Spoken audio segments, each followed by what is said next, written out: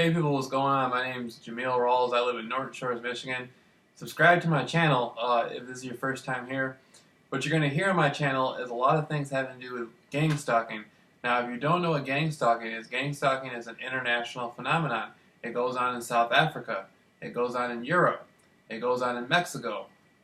Of course, United States of America, Canada, Latin America, Brazil, Russia, Japan, and many other places around the world. Now, a year ago, I recognized myself being gang stalked, and it changed my life for the better. And when I say for the better, I'm talking about for real, 110%. It took me from being average to what I like to consider myself on the leading edge of what I'm becoming to be phenomenal. Now, I'm setting up courses, $50 for 1 hour. You will learn everything you need to learn to beat gang stalking, and gang stalking will turn you into a fighter. I live like the wild, wild west, and I'm not joking. I live rough. I know I'm just a guy on YouTube, but if you really knew the circumstances of my life all around, you would see it's been rough, but it's been worth it. Now, for those of you who don't know, I was a conspiracy researcher for many, many, many years, and starting 4 years ago, I decided to start doing interviews. After that, I started doing heavy interviews. This was about 2 years ago. When I say heavy, I mean real long, lengthy interviews with notable people, many different people. I ended up aggravating the top secret societies in the world and top fraternal orders in the world with my subjects. Now, this had to do with conspiracy, government cover-up conspiracy angles involving Jonestown, the Manson family, and many other things. All this stuff turned out to be very deeply connected to Hollywood, and I ended up in Hollywood. I went to go meet basically a colleague of mine, a fellow researcher, and I ended up being swarmed by the secret societies and being watched closely. I was basically set up to be killed and left for dead. Miraculously, I was able to grind out of that situation, and it was my attitude and my silliness and just my just my knack for being goofy and outrageous on the internet, which really saved me. They didn't look at me as being an intellectual. Had I been one of those guys who wears a suit and says everything real precise and proper, I'd be dead right now. They looked at me as not being a threat because it would be hard for the public to believe me at large about what I was talking about because of my character. But at the same time, they knew I was talking about some serious things that had went very high up the ladder. And so they did have the gunman, on hand, and everything was going to go down. It had to be called off. I walked up to a man and looked at him. I knew he was in on something. I didn't know what it was, but I walked up to him, looked at him. This was at the Motel 6, right off Hollywood and Whitley, right off Hollywood Boulevard, big tourist area. And I walk out the front door and I look at him, and he takes a good look at me. Then he steps back and he gets on his phone and he mumbles something into the phone. I can't really remember what it was. It was some sort of code. After that, he leaves a couple minutes shortly after that. He got in his vehicle and left. Then other people in the area that were in the motel and outside the motel kept looking at me, and they were kind of shocked it was being called off. Now, this was a hit.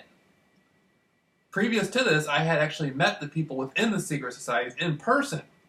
And so, for me, it was shocking. But then again, I was not on my phone calling people, telling people about what happened, and I wasn't saying anything on YouTube. The only thing I was uploading was tourist videos of me walking around Hollywood. And so, I was perceived as a threat enough to basically take out, but it wasn't an immediate threat. They just wanted to see, maybe let him go. He looks a little bit street smart. He probably won't say anything. He knows better. Let him go. I come back to Michigan, and I start running my mouth. I start running my mouth. It ain't over until it's over. I didn't say as much as I could have. I just said enough to get people pissed.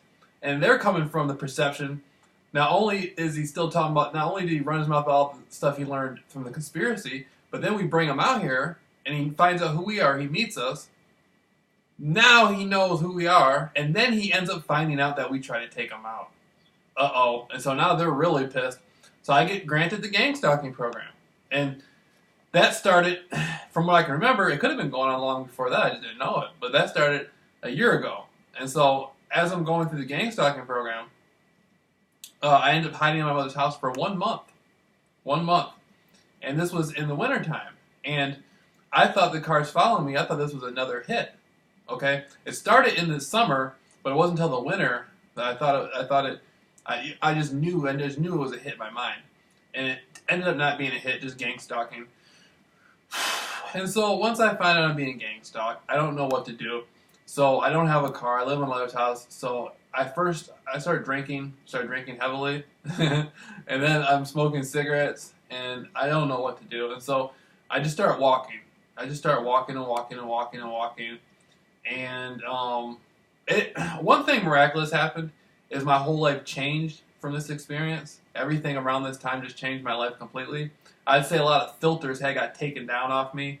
A lot of blocked walls that I had got knocked down. Suppressed energy, suppressed anger, suppressed love, suppressed kindness, suppressed happiness. All of this stuff just like it's over with.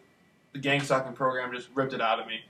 And so then I say, what do I do now? And so it was pretty rough. A lot of things that went through that the program used against me were pretty rough. I mean, this goes from anything from they would have cars come at me like they were going to hit me and kill me, and sometimes I'd be walking at night, and they'd have the cars coming, and I just keep walking, and then the cars would end up moving at the last second, at the last moment, like several feet, like 5, sometimes it'd be like 10 feet away, 6, 7 feet away. And it was shocking, but I was just like, you know what, I'm not worried about it. And I go through all this, and that's just a small scenario. There was tons and tons and tons of tactics that they used.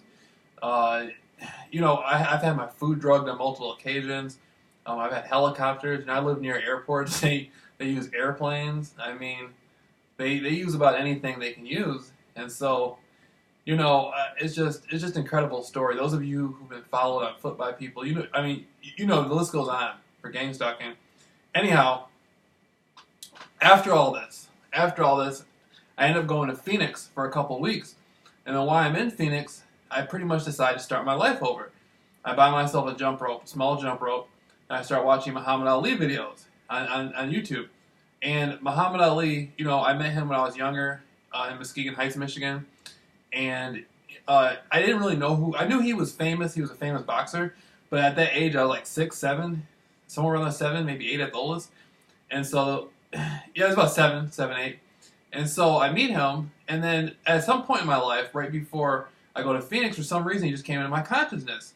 And I'm saying, why am I thinking about Muhammad Ali? So I started looking up everything about Muhammad Ali. And I started listening to what he's saying about how he's gonna beat such and such in the fight. And so I started saying, well, I'm gonna beat the program then. If he could grind through his fight against people who were perceived to be unbeatable, then I can grind through the program and beat the program. And so I grind through the program, and I ended up beating the program. None of it affects me anymore whatsoever. Now I'm not in competition with the program. I'm in competition with the program over other situations. I compete with the program against my goals and my desires. And so that's just one aspect of it. And there's many more we're going to continue on for.